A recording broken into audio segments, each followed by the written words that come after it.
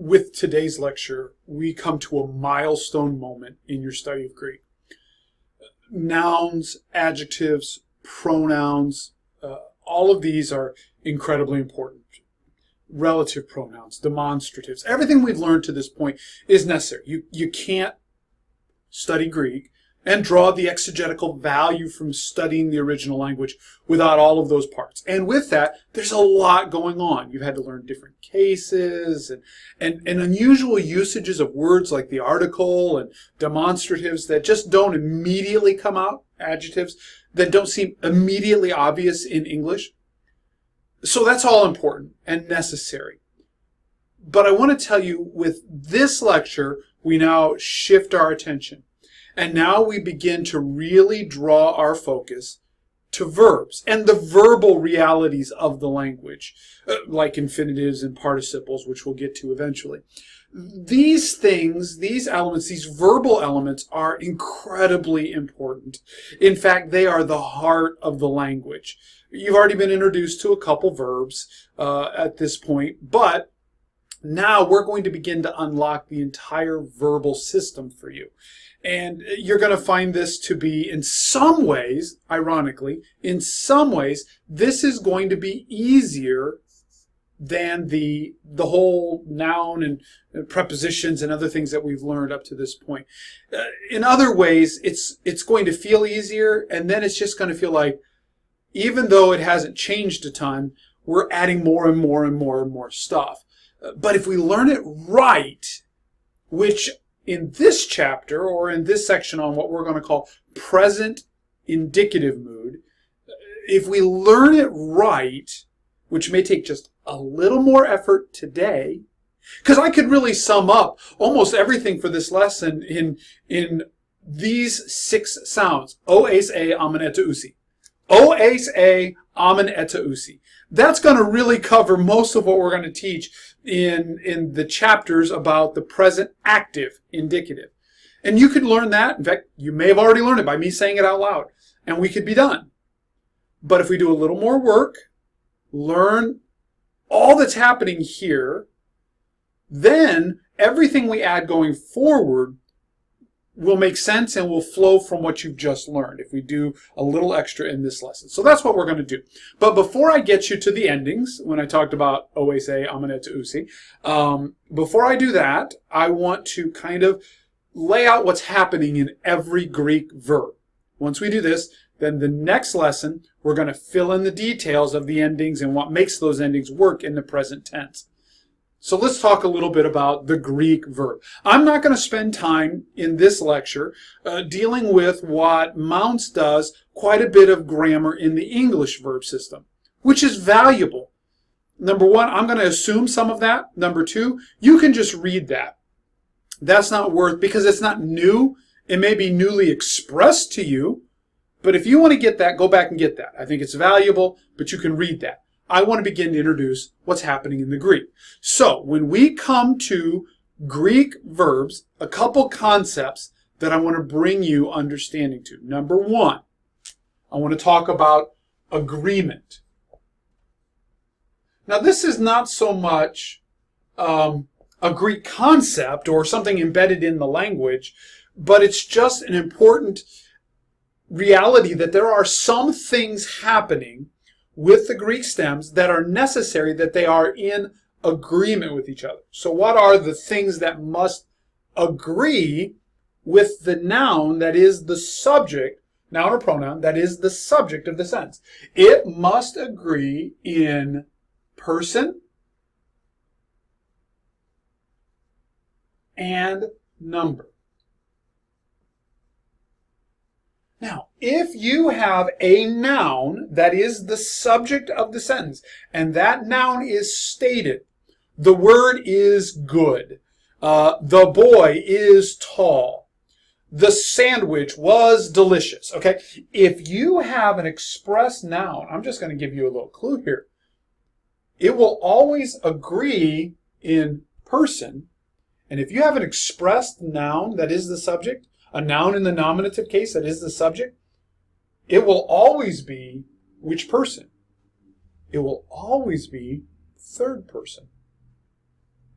Now, if you are going to express a first person or a second person verb with the subject, then what you're going to have is you're either going to have just the person embedded in the verb, or you're going to have the first person or second person personal pronoun. Any noun that is the subject of the sentence is going to be third person. That's just something to kind of think about and have in the back of your mind. Okay, so it's going to agree in person with the subject. It's also going to agree in number. We've already dealt a lot with number. In English and in Greek, we have two numbers. What's the number? Well, we have singular, which is one, or plural, which is more than one. Now, for those of you who have taken Hebrew or will take Hebrew, I just want to let you know there's actually three: singular, plural, or dual, where there's singular is only one, dual has two, and plural has more than two. In Greek, like English, we only have singular, which is one, plural, more than one. Okay, so they have to agree. If you have a plural subject, then you have to have a plural verb. The only exception, remember, is that oftentimes neuter plurals will take their verb in the singular. That's the only exception we see to that. Just generally know that the verb has to agree in both person and number with the subject of the sentence. Okay, so that's the agreement piece that we want to talk about. Now, there are some other things going on in every verb. We have a thing that we call tense. In Greek, tense is going to speak in many ways to the form of the verb, how it's put together. We're going to see that. But embedded within tense are two very important concepts. Number one, we have the idea of time. What do we mean by time? We mean time in reference to the speaker or the narrator in the text. So what may be present for them will be past for us, right? So just know that. It still translates simple, and we use the time aspect or the time component that is embedded in the text most of the time. But there's always time. In English, we're going to think of time in the same way that we're going to see it in Greek, either as being present, so that's something happening right now, contemporaneously to the narrator, present. We also have past, and these are things that happen or have happened already. And then there are things that will happen. That's future. That's in reference to time. Now, usually, if you're like most people, when you think of time, or when you think of tense in English, the first thing you go to is the element of time. This is one of the shocking things about learning Greek, is that the primary thing in tense, in the form, is there an element of time? Yes. It's only generally significant at all in the indicative mood. Now, don't get lost in that. I'm going to talk about mood in a minute. We're going to be in the indicative for a long time, as we say. We'll eventually learn some other moods. Don't worry about that now. But time, the time element of tense in Greek is only present in the indicative mood. And even there, the more important reality going on in tense is the other thing that tense expresses. In fact, Mounts and other grammarians are going to tell you the real genius of Greek tense is not time. It's what we call aspect. Now, the reality is we have aspect in English, but its connection to tense in the Greek is more significant and more pronounced. So when we talk about aspect in Greek, we're gonna speak of two types, and he's going to use a couple other words that go with it. Okay, so don't get confused. We're going to use two grammatical words to define aspect, But Mounce is also going to throw in two other words that go along with that, one each. Okay, so one element, one type of aspect is what's called perfective. Okay, he is going to use the word undefined in reference to that. Okay, in previous editions of Mounce's textbook, this word was even more important. Perfective is this idea of full completion, or a singular sense to it. It's a viewing it as a singular entity. I'm going to illustrate that in just a minute. The other is, not surprisingly, called the imperfective. Imperfective aspect, he's going to use the term continuous often when he refers to that. So continuous aspect is viewing the event conveyed by the verb in a process sense. So let's illustrate this. Now, here's the thing about aspect. You can do this in all of the different time frames. Let me give you a past tense time frame perfective in English. I ate. Okay? Ate is past tense. In other words, I'm viewing that event as a singular whole. I ate. It's undefined whether it was ongoing. It's undefined whether it was multiple times along the time in the past, like I ate at this point, I ate at this point, I ate at this point, but they're all in the past. It's undefined in reference to that. It's just looking at it as and expressing it as a singular event, a completed singular event. I ate. Now, if I want to talk about something in the past, using that same verb in the past, but I want to express that there was a process to it, an ongoing sense in the past to it, I would say, I was eating. See, that views it, not I ate is just, there's a moment, an undefined reality that in the past there was this completed act, I ate. But I was eating is saying, back then there was, the process of eating was an experience. It was a process. It expanded through time. It had a continuous aspect to it in the past. Okay? If I wanted to do in the present, I eat.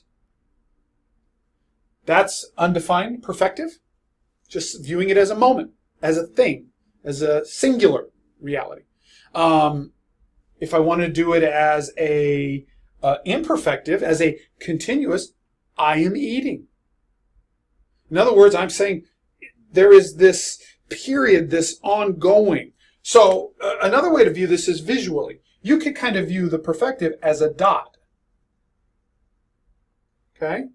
But you could view this as a dashed line. It's ongoing. There's a continuous element. You can do it in the future. I will eat. I will be eating. Have to add a helping verb to make it work in English. I will be eating. Okay? So this is called aspect. And this is the real emphasis in the tenses in Greek. Generally, the perfect tense, strike that. The present tense is going to express itself as an imperfective. Continuous. Okay? Generally, the primary tense that we're going to eventually learn, being our past tense, is generally expressed as a perfective. Now, you can do a present as a perfective in Greek, but by and large, at this point, I want you to begin to condition yourself to think of the present tense as being an expression of imperfective type action. So translate it with a continuous sense. That's really important as we begin to move into the verbs. Now, the last thing I want to give you in this is mood. And I'm not going to spend much time on this because this is more an ongoing thing, because right now we are going to spend the vast majority of our time for several weeks now on the indicative mood. The indicative mood, and moods in general, is a terminology to speak to the connection of the verb to reality. The indicative is the most closely connected to reality mood. What does it mean by reality? The writer or the speaker is trying to make a statement about a reality. Now, it doesn't always mean that every statement is true, but you can say, and you'll understand this more later, but we could say, I am eating. Okay, I'm making a statement about a reality, or I will eat. See, we can even make a statement about reality into the future. I will eat. But a different mood might say, I may eat. See, you see how that injects a sense of uncertainty or possibility or probability? Or you could say, I want to eat. That's even more removed. Or how about this? You eat. A command. That's different too. All of those are not as much an expression of a reality. So the indicative mood is the statement of reality. Now these are the important concepts that go into every verb. And we're going to show this when we parse. We're going to parse with person, number, tense, voice, which we haven't talked about. Voice is the relationship of the verb's action to the subject. Is the subject performing the action? I hit the ball. I'm the subject, and I'm acting on the direct object, which is the ball. I hit the ball. The other way to put that would be passive sense. English does not like passives. We can express them, but we try to not express it. In fact, English teachers will continually mark you off on your papers for using passive voice. So to say the same sentences in the passive would be Bob or I was hit by the ball. In other words, I'm not doing the action. The ball is actually the active thing. Something's happening to me as the subject. Okay, it's acting upon me. The difference between this, I was eating or I was eaten. Okay, that's a big, big difference. That's the difference between being the subject performing the action, I was eating, and then the subject being acted upon, I was eaten. Okay, active and passive. A lot of times we're going to use the word be or being to make it a passive in translating in the Greek. We're eventually going to learn, because Greek has a third voice, which we don't have in English. It's called middle voice.